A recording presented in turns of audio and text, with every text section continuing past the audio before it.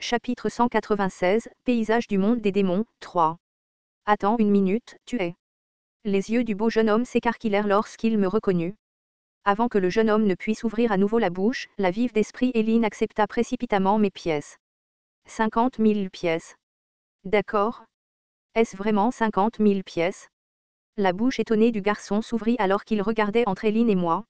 50 000 pièces n'était pas si importante en termes de scénario, mais c'était une somme substantielle dans le monde des démons.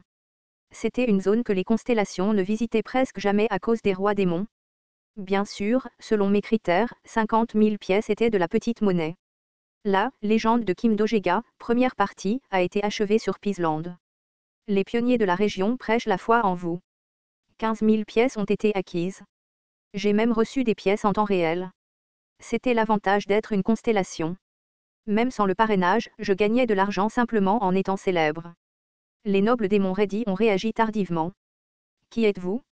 J'ai regardé leurs informations. Le comte démon Siloquet et le baron démon Melen. Ils étaient des collectionneurs moyennement connus dans le complexe industriel de Sivitz. Je comprends, client.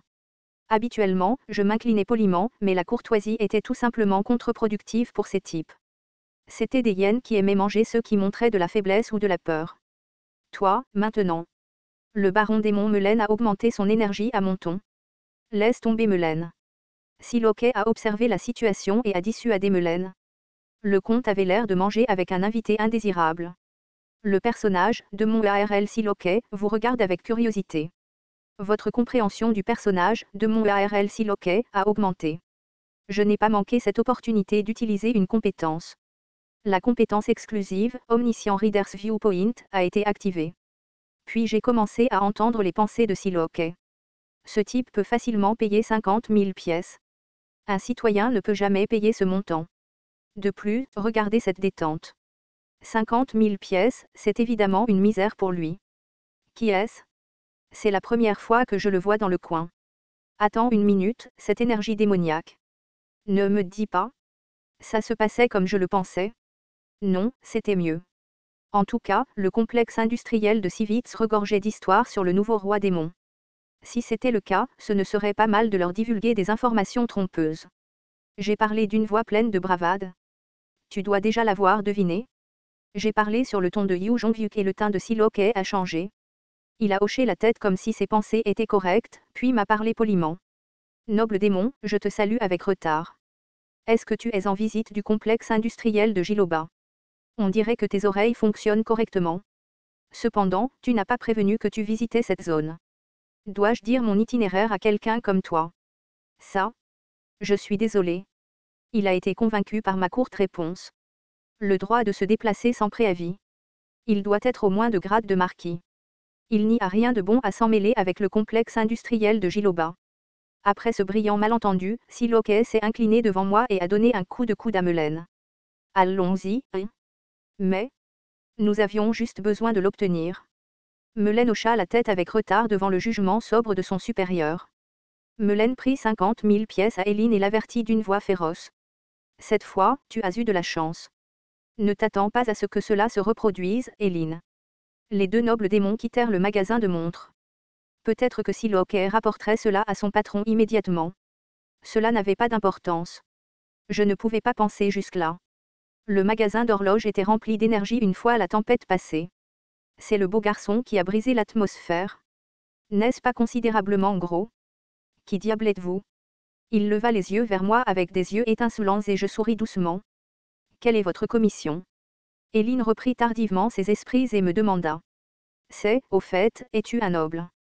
Les démons avaient mal compris mais il n'y avait aucune chance qu'Éline se méprenne. Je secouai la tête. Je ne suis pas un noble démon. Alors? J'ai discrètement enlevé mon manteau en guise de réponse. Des étincelles apparurent et les fragments de l'histoire brisée tombèrent. Le choc apparut sur le visage d'Éline alors qu'elle examinait mon corps. Un exilé? Alors la demande spéciale. C'est vrai? Le visage d'Éline était blanc parce qu'elle pouvait deviner l'ampleur de mon histoire d'un seul coup d'œil. Je n'ai jamais eu d'histoire de cette ampleur. Toi seul peux le faire? Tu es elle, expert en histoire, du complexe industriel de Sivitz. L'expression d'Éline trembla au mot « expert en histoire ».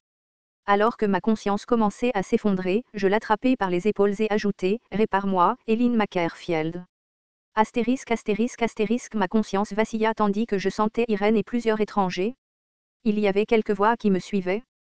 Comment une incarnation peut-elle avoir une histoire de cette ampleur? Qui est-il? Il y a un mélange d'histoires qui ne correspondent pas à la norme. Oh mon Dieu! N'est-ce pas une histoire légendaire?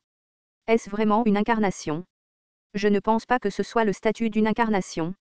Il a mangé ces fragments dangereux et est toujours en vie. Je n'aurais pas autant souffert si le niveau de la marque Kierin était plus élevé. Si le taux d'absorption était élevé, il serait possible de neutraliser l'effet du mélange de fragments d'histoire. Cependant, ce n'était pas ma situation actuelle. Comme la réponse immunitaire humaine, différentes histoires s'attaquaient les unes les autres pour se défendre. Nous devons stabiliser cela le plus vite possible. La voix d'Eileen était tendue. Eileen Mackerfield. Selon Ways of Survival, elle était une ingénieure magique sur la planète Lindbergh. Elle a étudié pendant longtemps et a appris que l'essence de ce monde était telle, histoire. Elle n'a pas atteint la transcendance mais elle était l'une des rares incarnations avec l'attribut d'expert en histoire. Ma conscience a vacillé quelques fois de plus. Puis la force a progressivement commencé à revenir dans mon corps. Les frissons causés par la peine d'exil ont été réduits et la douleur de mon corps a été atténuée. Le bras droit du pauvre maître d'épée et le cœur brisé d'un jeune dragon d'or n'ont pas heurté les autres histoires et ont imprégné mon corps en toute sécurité. En effet, c'était un bon choix de rendre visite à Eileen. J'ai fini de vérifier mon corps et j'ai lentement ouvert les yeux. Il y avait le bel d'un jeune garçon devant moi. Je l'avais déjà senti avant mais il était vraiment joli. Il valait mieux exprimer son apparence de fille que de garçon. Ouah! Le jeune homme surpris a soudainement crié. J'ai essayé de soulever lentement mon corps mais je ne pouvais pas bouger. En regardant de plus près, mon corps était attaché à la table d'opération. Cela semblait être une technique pour supprimer le pouvoir de l'histoire. J'ai regardé autour de moi et j'ai découvert qu'il n'y avait que le garçon. Peut-être était-il un peu soulagé de savoir que j'étais attaché et le garçon a ouvert la bouche. Et, qu'est-ce que tu es? Non, cette situation était meilleure. J'avais besoin de passer du temps avec ces gars de toute façon. Je lui ai dit, qu'est-ce que tu en penses? Tu aimes les quiz? Qui a dit ça? Dans tous les cas, fais une supposition. L'intrigue remplit les yeux du jeune garçon. Comme prévu, c'était une bonne prise. Le jeune homme y réfléchit avant de me demander, es-tu un revenant? Revenant? Pourquoi penses-tu ça? Cela n'a pas de sens pour un citoyen ordinaire du monde des démons d'avoir une si grosse somme d'argent. Ce n'est pas grave. Continue. Tu as dit que tu n'étais pas un démon et je ne pense pas que tu sois une incarnation normale. Tu as aussi beaucoup d'histoires rares. Tu sembles être assez fort? Alors il n'y a qu'une seule réponse. HRMM. Comment ça? Mon raisonnement est-il correct? J'ai regardé ses yeux brillants et j'ai voulu me moquer de lui. Ton raisonnement est juste mais tu as besoin d'une prémisse. Quelle est la prémisse? La prémisse est que tous les revenants sont forts. L'expression du beau jeune homme devint étrange à mes mots. Que veux-tu dire par là? Tu ne sais pas ce qu'est un rapatrié. Ce sont ceux qui sont retournés sur leur planète après avoir acquis une force puissante d'une autre dimension ou planète. Comment ces gens peuvent-ils être faibles? Je ne sais pas. Tu n'as pas rencontré tous les rapatriés du monde, n'est-ce pas? C'est, par exemple, certains rapatriés pourraient ne pas vouloir revenir parce qu'ils détestent leur planète. L'expression du jeune garçon se durcit. Tu es frustré parce que tu as déménagé plusieurs fois dans une dimension différente mais que tu n'as pas obtenu beaucoup de pouvoir. Tu as un nouveau corps mais tu n'as aucun talent. Attends. Tu es devenu frustré par ton manque de talent et tu as décidé de rester assis au même endroit et de vivre une vie ordinaire. Qui es-tu vraiment? J'ai souri et j'ai ouvert la bouche. Eyong. Es-tu heureux de ta vie dans le monde des démons? Quoi? La compétence exclusive, liste des personnages, est activée. Plus informations sur le personnage nom, Jang Geong, Aslan Mackerfield, âge, 23 ans, 15 ans, support de constellation, aucun attribut privé, déplaceur dimensionnel, héros, étranglé du lieu de naissance, rare, maître du mur, mythe, compétences exclusives, mur non identifié NV1, langue malveillante NV3, grognement NV5, paresse NV3, paresse LV3, léthargie LV4, et grognement, paresse, léthargie. Qui verrait les informations de ce type et penserait qu'il est le deuxième protagoniste de Ways of Survival. Si Yu Jongbuk voyait cela, sa fierté serait blessée par le fait que son nom soit sur la même liste. C'est comment vas-tu? Cependant, Jang Geong n'était pas comme ça à l'origine. Il a essayé et essayé encore, mais les résultats n'étaient pas bons. Un énorme mur l'obstruait toujours. Les résultats ne correspondaient pas au processus. Oh, tu n'utilises pas ton vrai nom ici. Dois-je t'appeler Aslan? Comment connais-tu mon vrai nom? Jang Gaeong, surpris, recula vers le mur. Je l'ai regardé et me suis rappelé de vieux souvenirs auteur Nîmes. Je pense qu'il serait préférable de créer un nouveau personnage. Si je n'avais pas laissé le commentaire à ce moment-là.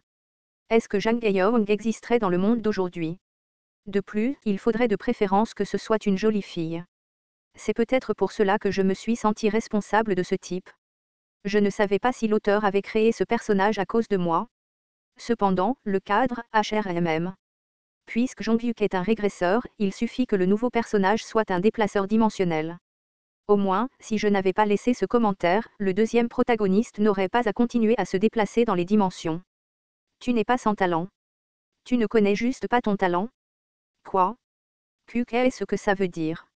J'ouvrais à nouveau la bouche quand la porte s'est ouverte. C'est Aslan. Qu'est-ce qui se passe? À Eline.